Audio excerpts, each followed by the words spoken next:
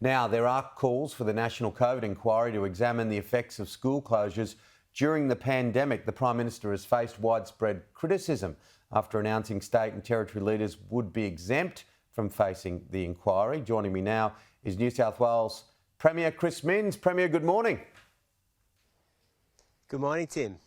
What about this one? Should all the state leaders that were there during the pandemic be forced to front up?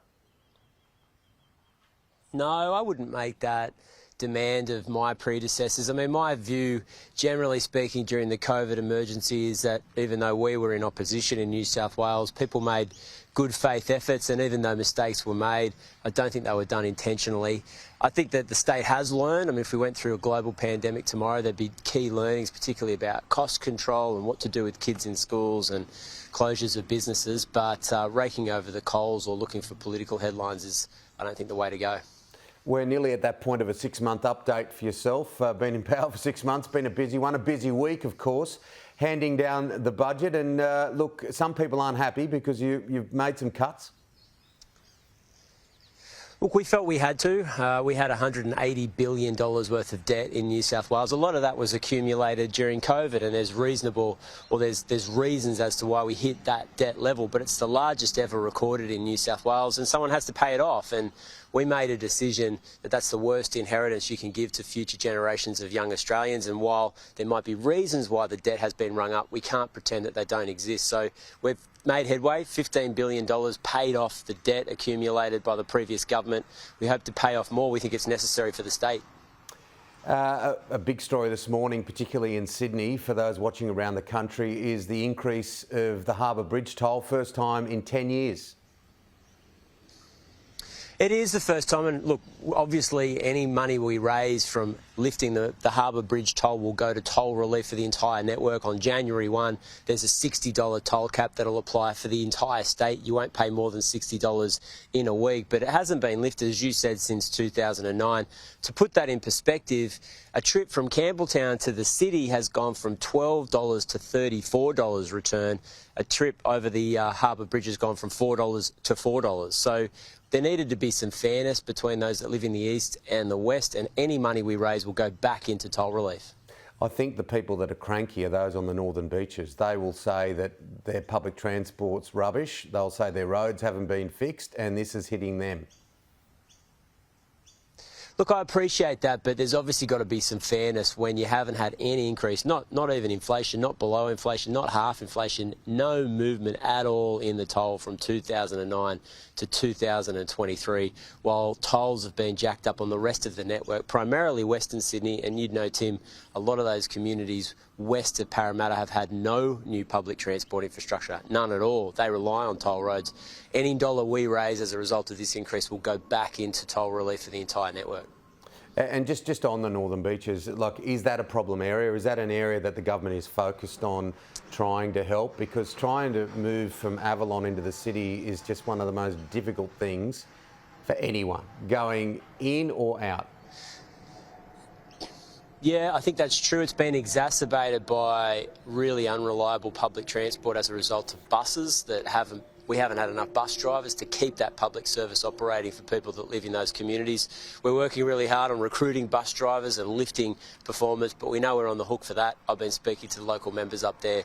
We need to turn that around because in many cases, you're either obviously battling traffic or trying to get on a bus to get to your job in the CBD. And we know we have to lift public transport performance in those suburbs. Premier, in this country, one of our great challenges comes from nature. Many people still recovering, particularly in the northern rivers from the floods, and now El Nino will make it a very nervous summer for bushfires. Yeah, look, we are concerned about the bushfire threat as we head into summer. Tim, in Sydney, as you know, last week we had about 4 days in a row with temperatures above 30 degrees. On the fourth day, there was high wind temperatures and there was a catastrophic classification for the New South Wales South Coast. So the Commissioner for the Rural Fire Service is concerned about the summer period. Unfortunately, we're going to have more natural disasters, and governments are going to have to adapt, make sure communities are resilient and are ready either for floods, for bushfires, for other natural disasters, because it's obviously a massive hit to those communities, and we want to get them back on their feet as soon as possible. Premier, obviously it's a federal issue, but the Voice is dominating the narrative at the moment right around the country. Do you think it'll get up on October 14? I wouldn't make that prediction. I mean, I think it's obviously if you look at the polls, but I'm more optimistic about its success or chances than a lot of other people. I just think most Australians haven't really switched on to the debate yet because there's a lot going on in the economy, in their personal businesses or in their lives. And as they do switch on, they're going to be swayed by the debate. So I think there's a good argument to make. I'm a supporter of it. I think that it's a reasonable change to our constitutional arrangements. And the point I just keep making, Tim, is that nothing will override or supersede the House of Representatives and the Senate. Nothing will be superior or take advantage over those two institutions. Therefore, our representative democracy is safe, and I think that this, therefore, is a safe change to our constitution. Premier, what about Qantas? I know anecdotally of people that either work there or have worked there. Well, their emotion is cranky, angry about what happened and what continues to happen. I think for a lot of people in the Australian public, there's an element of sadness about something that they were so proud of. What do you make of the national airline and where it is?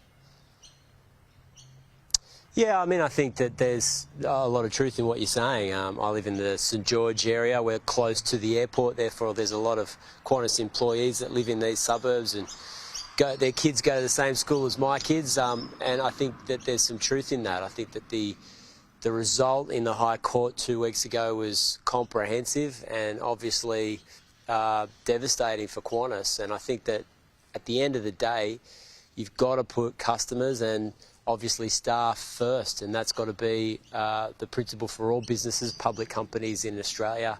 Certainly for Qantas, that's the case as well. On a more positive note, and I know it's a Saturday, it's a pretty exciting time for New South Wales at the moment. We've got the grand final next week, Penrith are through.